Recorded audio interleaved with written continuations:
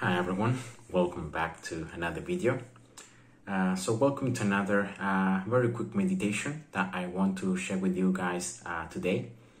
And as the title says, today I will be talking about an anime because of the fact that I've been starting to watch recently Boku no Hero Academia, in English translated with My Hero Academia. That is a very, simple, adventurous anime where there are teenagers that have superpowers, and they learn, to control them. They have to face many villains, many adventures. And it's very simple, but at the same time, it can really teach us a lot of different things. And today I want to share with you something that I was able to meditate about when I was watching this anime. I don't want to give you any spoilers, so don't worry about that. If you guys want to watch it, I really recommend you to watch it if you like, the adventure action kind of anime. And now in the first half, of the first two seasons, there are two main superpowers that are opposed. There is a good superpower and an evil superpower. Now the good superpower is called One for All, and instead the evil superpower is called All for One. Now these words may seem the same, the order is just different: One for All and All for One. But the order is different, and this gives a different meaning. Now, All for One and One for All is a catchphrase from a book called The Three Musketeers, and in the book, the meaning of this catchphrase is that one equals as everybody. So one musketeers equals to everybody, and then every musketeer counts as one. So it talks about unity. But in the anime, the meaning is completely different. There is a good meaning in One for All because it's a power that is given to help everybody. And instead, All for One is an evil power because it takes from everybody to give just to one person. So we have these two superpowers battling.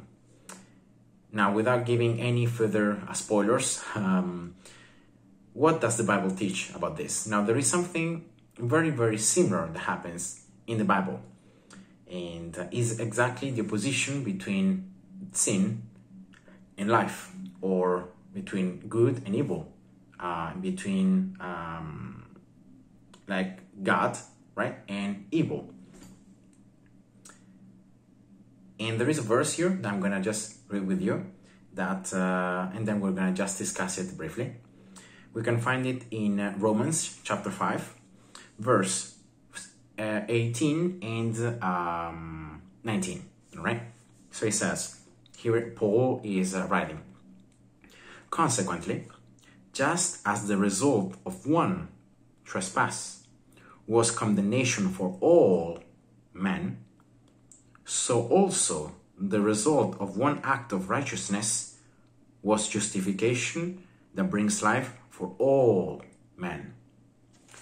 For just as through the disobedience of the one man the many were made sinners, so also through the obedience of the one man the many will be made righteous."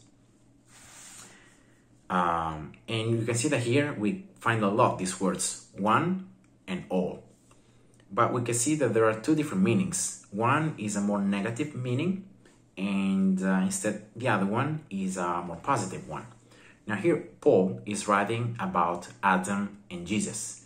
So the good man is Jesus, the bad man is Adam. Now I'm just saying this in brackets because of the fact that here actually Paul is talking about sin and life. Now, because of Adam's choices, sin entered into the world. Now, sin is something that very, very simply separates us from God. Every time that we disobey God, that we don't follow His commands, we are sinning, right? It's very simple. And so, through sin, also death came into the world. God had created the perfect world without death, without sin, without suffering. But because man rebelled and Adam decided to disobey to God, that's when sin entered, that's when death entered, that's when sufferings and pain enter into the world. But then there is a good news, because also of one man choice, everybody, all mankind can be saved again. So because of the choices of Adam, all the next human beings were made sinners, as the Bible says before. So because of the choices of just one man, everybody got the consequences of that choice. But also through the acts of one man, in this case is Jesus, he lived and he gave his life so that we could once again be reconciled with God, so that we could be with God again. So we could have that relationship that was severed, we could have it again. And therefore I can see here very clearly the two superpowers from the anime, all for one and one for all. Because in this case you can see that Adam is like the evil superpower, right? Because of his own selfishness, we could call it like that, everybody suffered. Everybody suffers sin and death because of the choices of Adam, of one person. Instead, we can see in Jesus the good superpower, one for all. Because through just him, everybody, all mankind can be reconciled with God and we can be saved. We can have redemption once again. It's open to everybody. And I just want to read it again because these verses are very, very clear. Consequently, just as the result of one trespass was condemnation for all men, so also the result of one act of righteousness was justification that brings life for all men.